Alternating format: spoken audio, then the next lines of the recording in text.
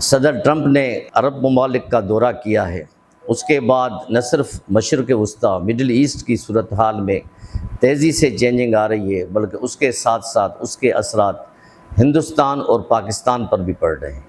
یعنی اپنے دورے کے دوران سعودی عرب میں جو انہوں نے تاریخی معاہدے کیے ہیں، یعنی کہنے والے تو یہ کہہ رہے ہیں کہ اتنا تاریخ میں اتنے بڑے معاہدے سعودی عرب نے کبھی بھی ٹرمپ صاحب کے ساتھ، امریکہ کے ساتھ نہیں کی۔ اتنی انویسٹمنٹ ٹریلینز میں، یعنی تقریباً 600 ارب ڈالر تک ایک ہے، اس کے بعد پھر دوسرے کئی معاہدے ہیں، اس میں کئی 100 ارب ڈالرز کے دفاعی ایگریمنٹس ہوئے ہیں، ایم او یوز سائن ہوئے ہیں۔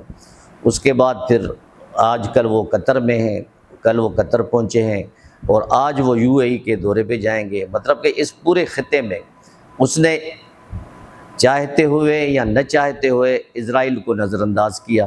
یہ بھی ہو سکتا ہے کہ امریکہ کے پالیٹکس کا ایک حصہ ہو اور وہ بھی کوئی عربوں کو، مسلمانوں کو خوش کرنے کے لیے کچھ تھوڑا سا کر رہے ہیں۔